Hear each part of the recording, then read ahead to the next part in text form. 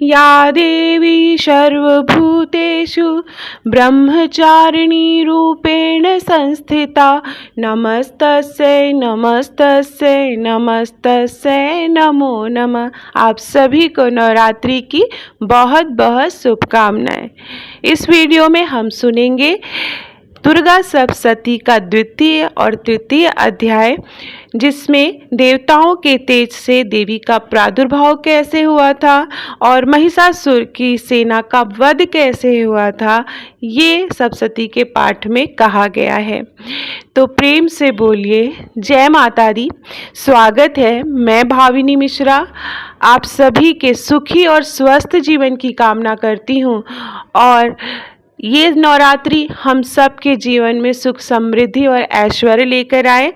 हम दूसरा अध्याय शुरू करते हैं दुर्गा सप्तशती का। तो प्रेम से जयकारे लगाएंगे जय माता दी।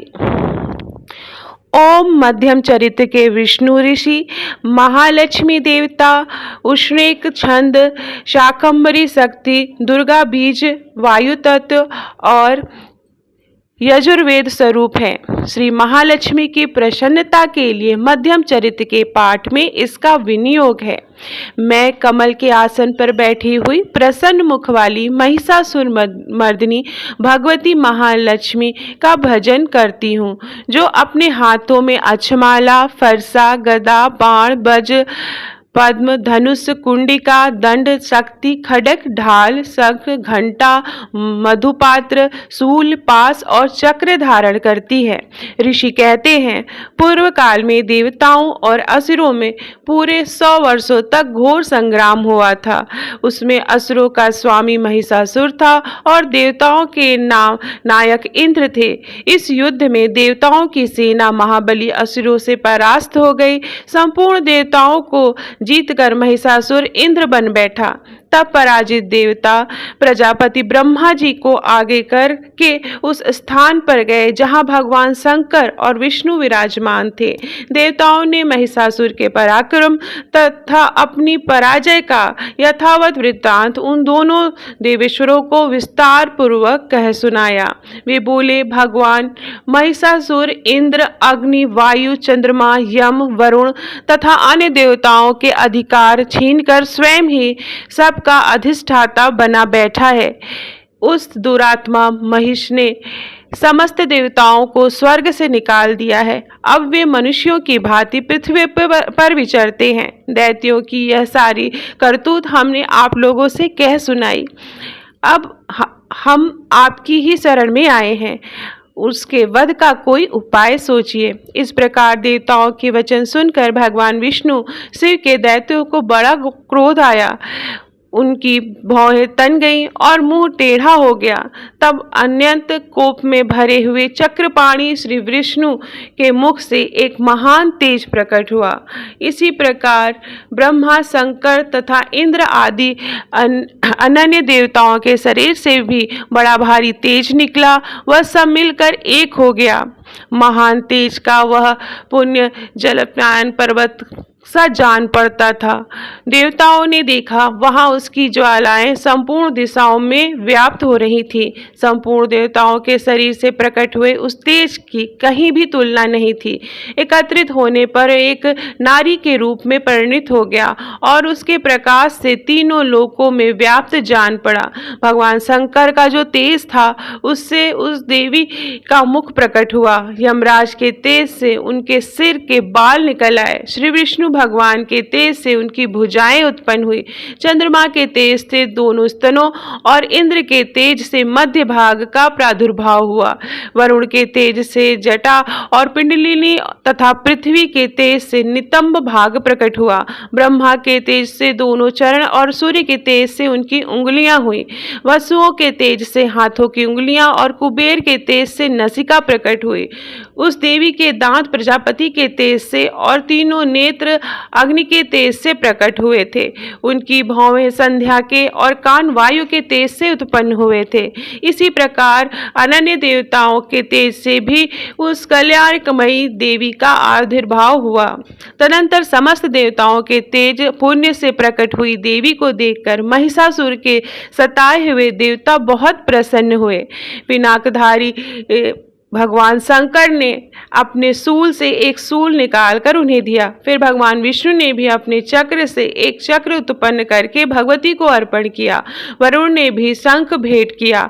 अग्नि ने उन्हें शक्ति दी और वायु ने धनुष तथा बाण भरे हुए 2 तरकस प्रदान किए। सहस्त्र नेत्रों वाले देवराज इंद्र ने अपने वज्र से वज्र उत्पन्न करके दिया और ऐरावत हाथी से उतार कर एक घंटा भी प्रदान किया। यमराज ने कालदंड के दंड, वरुण के नेपास, प्रजापति ने स्फटिकाक्ष की माला और ब्रह्मा जी ने कमंडलू भेंट किया। सूर्य के ने देवी के समस्त रोमकूपों में अपनी किरणों का तेज भर दिया। काल के ने उन्हें चमकती हुई ढाल और तलवार दी। क्षीर समुद्र ने उज्जवल हार तथा कभी जीर्ण न होने वाले 2 दिव्य वस्त्र भेंट किए। साथ ही उन्होंने दिव्य चूड़ामणि, 2 कुंडल, कड़े, उज्जवल अर्धचंद्र, सब बाहुओं के लिए केयूर, दोनों चरणों के लिए निर्मल नुपुर, गले की सुंदरी हंसली और सब अंगुलियों में पहनने के लिए रत्नों से बनी हुई अंगूठियां भी दी। विश्वकर्मा ने उन्हें अत्यंत निर्मम फरसा भेंट दिया। साथ ही अनेक प्रकार के अस्त्र और अभेद कवच दिए। इनके सिवा मस्तक और वक्षस्थल पर धारण करने के लिए कभी न कुम्हलाने वाले कमलों की मालाएं दी। जलधि ने उन्हें सुंदर कमला का फूल भेंट किया। हिमालय के ने सवारी के लिए सिंह और भांति भांति के रत्न समर्पित किए। धनाढ्य कुबेर ने मधु से भरा पान पात्र दिया तथा संपूर्ण नागों के राजा शेष ने जो पृथ्वी को धारण करते हैं उन्हें बहुमूल्य मणियों से विभूषित नागहार भेंट दिया। इसी प्रकार अन्य देवताओं ने भी आभूषण और अस्त्र शस्त्र देकर देवी का सम्मान किया। तत्पश्चात उन्होंने बारंबार अट्टहास पूर्वक उच्च स्वर से गर्जना की। उनके भयंकर नाद से संपूर्ण आकाश गूंज उठा। देवी का वह अत्यंत उच्च स्वर से किया हुआ सिंहनाद कहीं समा न सका। आकाश उनके सामने लघु प्रतीत होने लगा।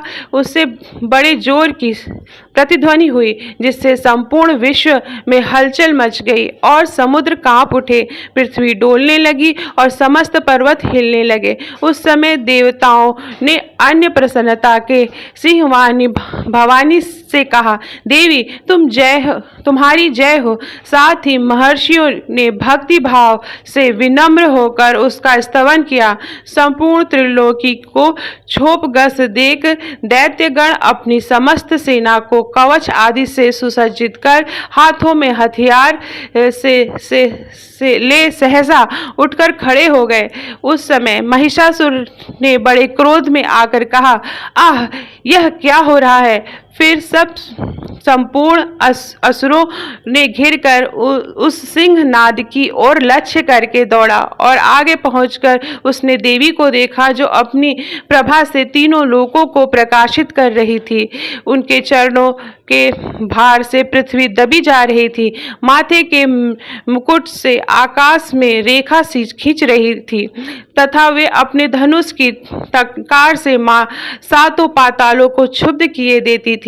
देवी अपनी 1000 भुजाओं से संपूर्ण दिशाओं को आच्छादित करके खड़ी थी। तदंतर उनके साथ दैत्यों का युद्ध छिड़ गया। नाना प्रकार के अस्त्र शस्त्र प्रहार से संपूर्ण दिशाएं उद्दातित हो गई।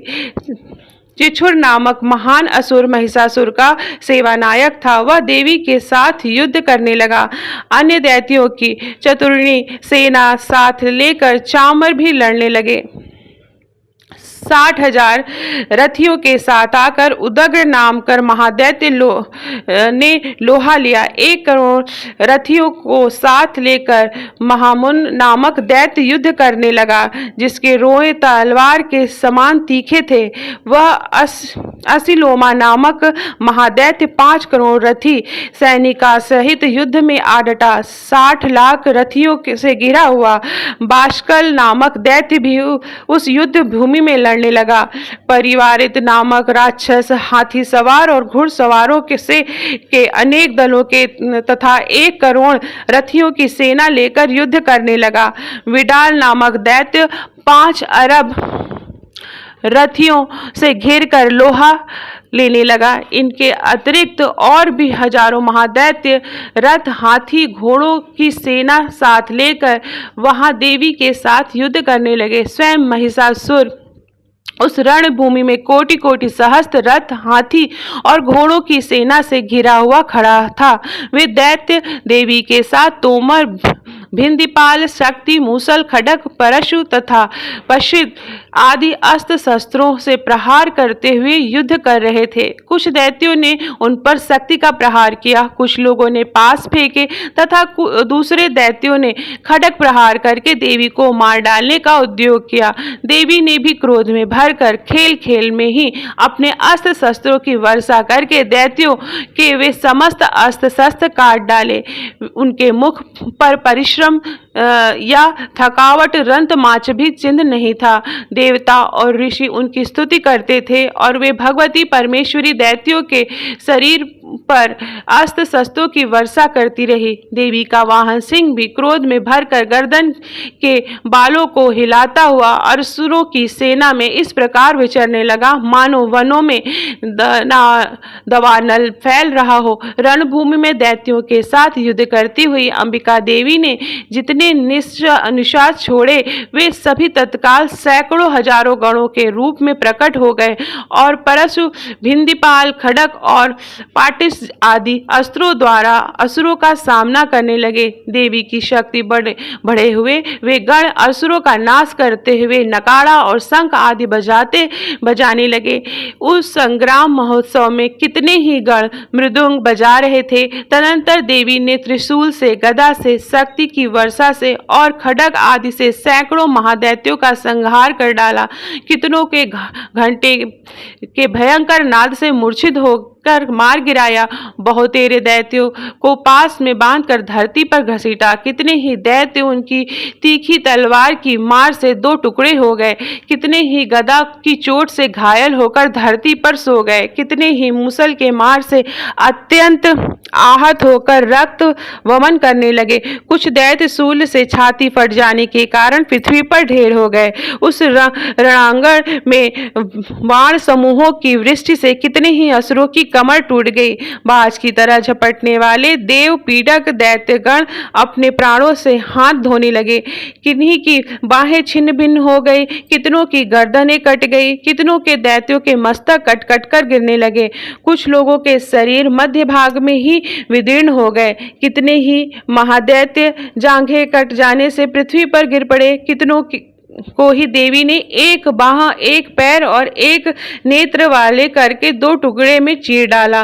कितने ही दैत्य मस्तक कट जाने पर भी गिरकर फिर उठ जाते और केवल धड़ के ही रूप में अच्छे अच्छे हथियार हाथ में लेकर देवी के साथ युद्ध करने लगते थे। दूसरे कबंध युद्ध के बाजों की लय पर नाचते थे। कितने ही बिना सिर के धड़ हाथों में खड्ग, शक्ति और ऋषि लिए हुए दौड़ते थे और दूसरे महादैत्य ठहरो ठहरो यह कहते हुए देवी को युद्ध के लिए ललकारते थे।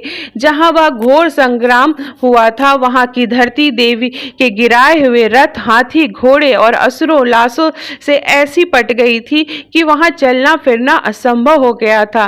दैत्यों की सेना में हाथी, घोड़े, असुरों के शरीर में इतनी अधिक मात्रा में रक्तपात हुआ था कि थोड़ी ही देर में वहां खून की बड़ी बड़ी नदियां बहने लगी।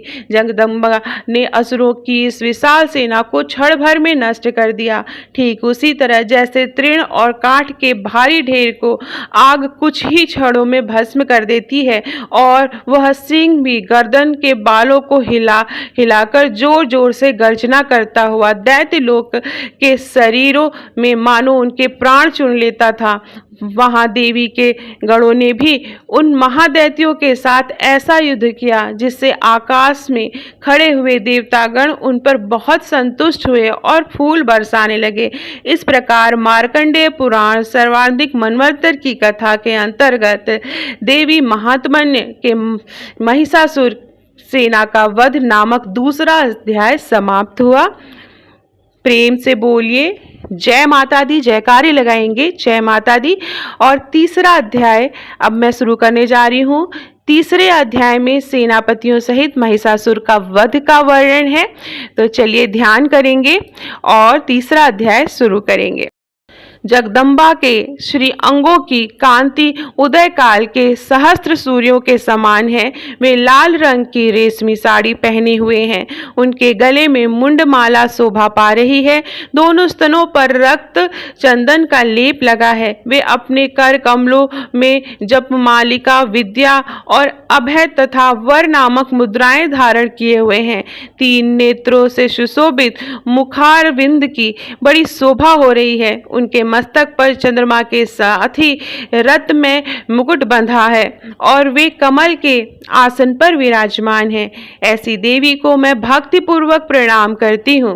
ऋषि कहते हैं, दैत्यों की सेना को इस प्रकार तहस नहस होते देख महादैत्य सेनापति चिछुर क्रोध में भरकर अंबिका देवी से युद्ध करने के लिए आगे बढ़ा। वह असुर रणभूमि में देवी के ऊपर इस प्रकार बाणों की वर्षा करने लगा जैसे बादल मेरुगिरी पे शिखर पर पानी की तरह धार बरसा रहा हो।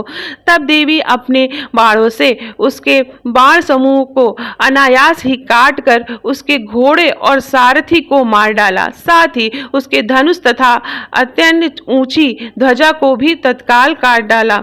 धनुष काट जाने पर अंगों को अपने बाणों से भींध डाला। धनुष, रथ, घोड़े और सारथी के नष्ट हो जाने पर वह असुर ढाल और तलवार लेकर देवी की ओर दौड़ा। उसकी तीखी धार वाली तलवार से सिंह के मस्तक पर चोट करके देवी की भी बाईं भुजा में बड़े वेग से प्रहार किया। राजन, देवी की बाह पर पहुंचने की वह तलवार टूट गई। फिर तो क्रोध से लाल आंखें करके वह उस राक्षस ने शूल हाथ में लिया और उस महादैत्य ने भगवती भद्रकाली के ऊपर चलाया। वह शूल आकाश से गिरते हुए सूर्यमंडल की भांति अपने तेज से प्रज्वलित हो उठा। उस शूल को अपनी ओर आते देख देवी ने भी शूल का प्रहार किया और उससे राक्षस के शूल सैकड़ों के टुकड़े टुकड़े हो गए। साथ ही महादैत्य चिछुर की भी धज्जियां उड़ गई। वह प्राणों से हाथ धो बैठा। महिषासुर के सेनापति उस महापराक्रमी चिछुर के मर जाने पर देवताओं को पीड़ा देने वाला चामर हाथी पर चढ़ आया। उसने भी देवी के ऊपर शक्ति का प्रहार किया, किंतु जगदम्बा ने उसे अपने हुंकार से ही आहत और निष्प्रभ करके तत्काल पृथ्वी पर गिरा दिया। शक्ति टूटकर गिरी हुई देख चामर को बड़ा क्रोध हुआ। उसने उसके ऊपर सूल चलाया, किंतु देवी ने उसे भी अपने बाणों द्वारा काट डाला। इतना ही नहीं, देवी सिंह उछलकर हाथी के मस्तक पर चढ़ बैठा और उसके दैत्य के साथ खूब जोर लगाकर बाहुयुद्ध करने लगा। वे दोनों लड़ते लड़ते हाथी से पृथ्वी पर आ गए और अत्यंत क्रोध में भरकर एक दूसरे पर बड़े भयंकर प्रहार करते हुए लड़ने लगे। तदंतर सिंह बड़े वेग से आकाश की ओर उछला और उधर से गिरते समय उसने पंजे के मार से चामर के सिर धड़ से अलग कर दिया और इसी प्रकार उदग्र भी शिला और वृक्ष आदि मार खाकर रणभूमि में देवी के हाथ से मारा गया और कराल की दांतों, मुक्कों और थप्पड़ों की चोट से धाराशाही हो गया। क्रोध से भरी हुई देवी ने गदा की चोट से उधक का कचूमर निकाल दिया। भिंदीपाल से वासकाल को तथा बाणों से ताम्र, अंध और मौत के घाट उतार दिया। 3 नेत्रों वाली परमेश्वरी त्रिशूल से उग्राह से उग्र वीर और महाहनु नामक दैत्यों को मार डाला। तलवार की चोट से विडाल के मस्तक को धड़ से काट गिराया। दुर्धर और दुर्मुख इन दोनों को भी अपने बाणों से यमलोक भेज दिया। इस प्रकार अपनी सेना का संहार होता देख महिषासुर ने भैंसे का रूप धारण करके देवी के गणों को त्रास देना आरंभ किया। किन्हीं को थुथुन से मारकर, किन्हीं को उनके ऊपर खुरों से प्रहार करके, किन्हीं को पूंछ से चोट पहुंचाकर, कुछ को सींग से विदीर्ण करके, कुछ गणों को वेग से, किन्हीं को सिंह नाद से, कुछ को चक्कर देकर और कितनों को निशाह वायु के झोंके से धाराशाही कर दिया। इस प्रकार गणों को, सेना को गिराकर वह असुर महादेवी सिंह को मारने के लिए झपटा। इससे जगदम्बा को बड़ा क्रोध हुआ। उधर महापराक्रमी महिषासुर भी क्रोध में भरकर धरती को खुखारे खोदने लगा तथा सिंह से ऊंचे ऊंचे पर्वतों को उठाकर फेंकने और गरजने लगा। उसके वेग से चक्कर देने के कारण पृथ्वी क्षुब्ध होकर फटने लगी। वहीं पूंछ से टकराकर समुद्र सब ओर धरती को डुबोने लगा। हिलते हुए सिंहों के आघात से विदीर्ण होकर बादलों के टुकड़े टुकड़े हो गए। उसके श्वास की प्रचंड वायु उसके वेग से उड़े हुए सैकड़ों पर्वत आकाश में गिरने लगे। इस प्रकार क्रोध से भरे हुए उस महादैत्य को अपनी ओर आते देख चंडिका ने उसका वध करने के लिए महान क्रोध किया। उन्होंने पास फेंक कर उस महान असुर को बांध लिया और महासंग्राम वध जाने पर उसने भैंसे का रूप धारण किया और तत्काल सिंह के रूप में वह प्रकट हो गया। उस अवस्था में जगदम्बा ज्यों ही उसका मस्तक काटने के लिए उद्यत हुई त्यों ही वह खड्गधारी पुरुष के रूप में दिखाई देने लगा। तब देवी ने तुरंत बाणों की वर्षा करके ढाल और तलवार के साथ उस पुरुष को भी बींध डाला। इतने में ही वह महान गजराज के रूप में परिणित हो गया। तब अपनी सूंड से देवी के विशाल सिंह को खींचने और गरजने लगा। खींचते समय देवी ने तलवार से उसकी सूंड काट डाली। तब उस पर महादैत्य ने पुनः भैंस का शरीर धारण कर लिया और पहले की भांति चराचर प्राणियों सहित तीनों लोकों को व्याकुल करने लगा। तब क्रोध से भरी हुई जगन्माता चंडिका का बारंबार उत्तम मधु का पान करने और लाल आंखें करके हंसने लगी। उधर उस बल और पराक्रम के मद में से उन्मुक्त हुआ राक्षस गरजने लगा और अपने सींग से चंडिका के ऊपर पर्वत फेंकने लगा। उस समय देवी अपने बाणों से समूहों से उसके फेंके हुए पर्वतों को चूर्ण कर रही थी। बोलते समय उसका मुख मद से लाल हो रहा था और वाणी लड़खड़ा रही थी। देवी ने कहा, ओ मूढ़, मैं जब तक मधु पीती हूँ तब तक तू क्षण भर के लिए खूब गर्ज ले। मैं हाथ से यही तेरी मृत्यु हो जाने पर अब शीघ्र ही देवता भी गर्जना करेंगे। ऋषि कहते हैं, यूँ कहकर देवी उछली और उसने महादैत्य के ऊपर चढ़ गई। फिर अपने पैरों से उसे दबाकर उन्होंने सूल से उसके कंठ में आघात किया। उनके पैर से दबा होने पर भी महिषासुर अपने मुख से अभी भी आधे शरीर ही वह बाहर निकलने पाया था कि देवी ने अपने प्रभाव से उसे रोक दिया। आधा निकला होने पर भी वह महादैत्य देवी से युद्ध करने लगा। तब देवी ने बहुत बड़ी तलवार से उसका मस्तक काट डाला। फिर तो हाहाकार करते हुए दैत्यों की सारी सेना भाग गई तथा संपूर्ण देवता अत्यंत प्रसन्न हो गए। देवताओं ने दिव्य महर्षियों के साथ दुर्गा देवी का स्तवन किया। गंधर्व राज गाने लगे तथा अप्सराएं नृत्य करने लगी। इस प्रकार श्री मार्कंडेय सर्वार्णिक मन्वंतरी की कथा के अंतर्गत देवी महात्म्य में महिषासुर वध नामक तीसरा अध्याय भी पूरा हुआ। तो चलिए प्रेम से बोलिए जय माता दी। तो ये प्रथम, द्वितीय और तृतीय अध्याय समाप्त हुए। मैं कल आपको सुबह चतुर्थ अध्याय आपसे शेयर करूंगी। पाठ पसंद आया हो तो मेरे चैनल को प्लीज़ सब्सक्राइब कर लीजिए। कमेंट बॉक्स में जय माता दी ज़रूर लिखिएगा। बहुत बहुत धन्यवाद ये वीडियो देखने के लिए। इसके बाद जो है आरती पढ़ते हैं और क्षमा प्रार्थना करते हैं। क्षमा प्रार्थना का वीडियो मैं अलग से डाल दूंगी कि हमें माता रानी से क्षमा प्रार्थना करते समय दुर्गा सप्तशती में क्या कहा गया है, वो मैं आपसे शेयर कर दूंगी, तो आप वहाँ से देख सकते हैं। बहुत बहुत धन्यवाद। जय माता।